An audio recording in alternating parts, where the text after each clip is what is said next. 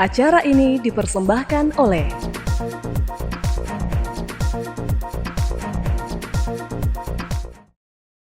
Halo pemirsa Monas TV, senang sekali saya Andrea Ririn Karina dapat kembali menjumpai Anda dalam Monas Daily.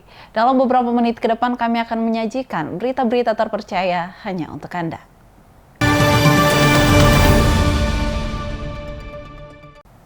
Pemirsa, tagar kabur aja dulu viral di media sosial sebagai bentuk kekecewaan anak muda terhadap kondisi ekonomi, sosial, dan politik di Indonesia.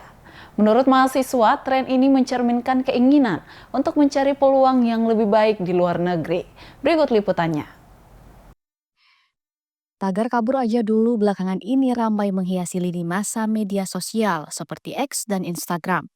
Belakangan tagar ini menguat karena ketidakpuasan terhadap pemerintah Presiden Prabowo Subianto. Ketua Senat Fakultas Ekonomi dan Bisnis, Setiawan, berpendapat bahwa tagar kabur aja dulu merupakan hashtag yang sebetulnya sudah lama ada di media sosial khususnya X. Menurutnya, para pengguna tagar ini dimaksudkan untuk mencari beasiswa hingga peluang kerja di luar negeri.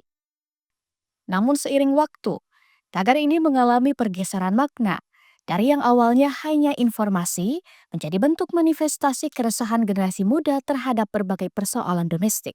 Kenaikan harga kebutuhan pokok, pajak yang semakin memberatkan, minimnya lapangan kerja hingga tingginya angka korupsi menjadi pemicu utama munculnya sentimen negatif di kalangan anak muda. Kondisi ini semakin memperkuat fenomena brain drain, di mana talenta muda Indonesia lebih memilih mengembangkan potensi mereka di luar negeri karena melihat masa depan yang lebih menjanjikan di sana. Mungkin pengguna-pengguna Twitter, khususnya di kalangan pelajar, masyarakat, dia menggunakan hashtag ini untuk mencari beasiswa yang ada di luar negeri. Dan salah satu juga ya mencari peluang kerja lah di luar negeri. Ketidakpuasan ini bukan tanpa dasar. Setiawan menuturkan, kualitas pendidikan yang dianggap menurun, kasus korupsi yang masih merajalela, serta kebijakan yang dinilai kurang berpihak kepada mahasiswa, semakin menambah keresahan.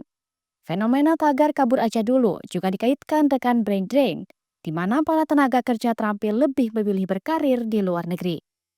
Jika kondisi ini terus dibiarkan, menurut Setiawan, bukan tidak mungkin Indonesia bisa kehilangan SDM unggulnya. Hal ini berpotensi menyebabkan perlambatan pertumbuhan ekonomi dan ketimpangan sosial yang lebih besar. Rizka Fraja, Unhas TV. Pemirsa, cedera seperti kaki terkilir sering terjadi karena aktivitas harian. Namun banyak orang belum menyadari bahwa cedera tersebut bisa memicu inflamasi atau peradangan yang memerlukan penanganan tepat. Seperti apa tanda-tanda inflamasi dan bagaimana cara menanganinya? Berikut informasinya. Peradangan atau inflamasi merupakan respon alami tubuh terhadap cedera, termasuk pada kaki terkilir.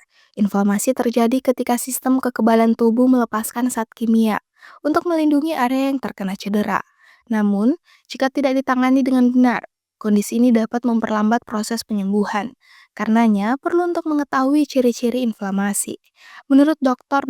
Husnul Mubarak, SPKFR NMK FEMG, Kepala Departemen Kedokteran Fisik dan Rehabilitasi, Fakultas Kedokteran Universitas Hasanuddin, ada 5 tanda utama inflamasi yang harus diwaspadai, yaitu kemerahan, pembengkakan, rasa nyeri, peningkatan suhu di area cedera, serta keterbatasan gerak. Jadi tanda-tanda inflamasi atau peradangan itu harus bisa diidentifikasi. Ini adalah pengetahuan dasar. Ya. Tanda kemerahan, tanda hangat, tanda bengkak, itu merupakan bahwa proses inflamasinya masih berlangsung. Proses inflamasi sesuai teori itu biasanya terjadi dalam 0 sampai 7 hari atau dalam 1 minggu pertama. Ya, ketika lewat dari itu masih ada juga orang-orang yang masih berlanjut proses peradangannya ada. Ya, ketika mungkin ada cedera baru terjadi kembali, nah itu bisa jadi. Tapi perlu memahami bahwa ada proses inflamasi dan tahu tanda-tandanya. Itu sederhana. Untuk mengurangi inflamasi, pertolongan pertama yang dapat dilakukan adalah metode RICE, yaitu rest atau istirahat untuk mengurangi tekanan pada area cedera. Ice atau kompres dingin selama 15 hingga 20 menit untuk mengurangi pembengkakan. Lalu compression, pembalutan dengan perban elastis untuk mengurangi pembesaran pembuluh darah. Dan elevation, atau menaikkan kaki di atas posisi jantung. untuk membantu drainase cairan yang menyebabkan pembengkakan. Dr. Husnul menegaskan bahwa penggunaan terapi panas sebaiknya dihindari pada cedera akut karena dapat memperparah inflamasi. Jika pembengkakan dan nyeri berlanjut selama lebih dari 48 jam atau kaki sulit digerakkan, segera konsultasikan ke dokter untuk mencegah komplikasi lebih lanjut. Feni Septiani Samuel, Unhas TV.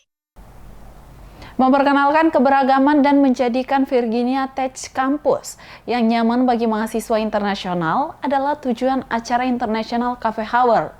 Bulan Februari Budaya Kuliner Indonesia ditampilkan bersama seni budaya, bahasa, dan tradisi di universitas yang terletak di negara bagian Virginia.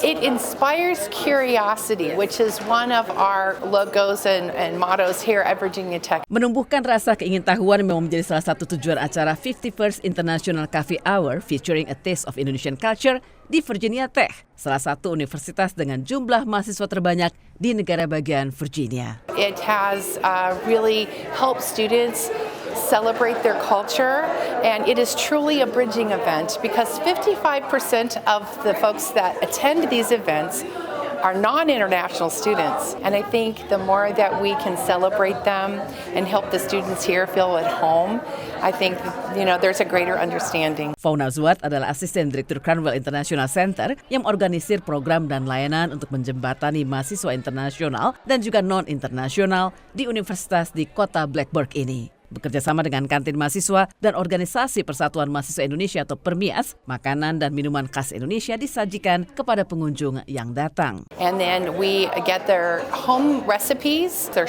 have a chef that prepares the food, and then the dining staff serves the food, and it's free, so people get a taste of Indonesian culture. The chefs strive to create authentic food so that the students have a taste of home. Menurut Dini Hajarahma, Presiden PERMIAS Virginia Tech yang juga mahasiswa S3 jurusan Hospitality and Tourism Management, tidak mudah memperoleh bahan-bahan untuk membuat masakan Indonesia di kota kecil ini. Kita memberi mereka pilihan dari berbagai makanan yang otentik, semuanya rumit gitu kan. Nah, akhirnya yang dipilih oleh chef dari Virginia Tech adalah rendang sebagai savory dish-nya, kemudian untuk sweet dish-nya itu bika Ambon yang kita highlight, lalu untuk minumannya adalah bandrek. Makanan yang disajikan ternyata tidak mengecewakan pengunjung yang bahkan belum pernah mencicipi kuliner Indonesia. It's spicy and it's really meaty, and the cake is very light and soft, but it's like a little chewy, but in like a really good way. A Taste of Indonesian Culture juga menawarkan pengalaman mengenai keberagaman dengan memperkenalkan bahasa, tradisi, dan seni budaya Indonesia.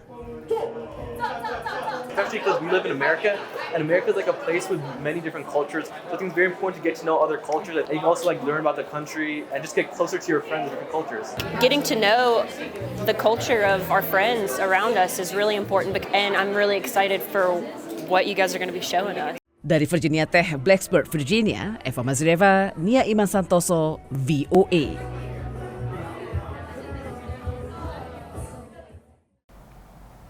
Pemirsa, berita tadi sekaligus menutup perjumpaan kita hari ini. Jangan lupa untuk terus saksikan Unas Daily hanya di Unas TV. Saya Andrea Reren Karina mewakili kru yang bertugas. Pamit undur diri dan sampai jumpa.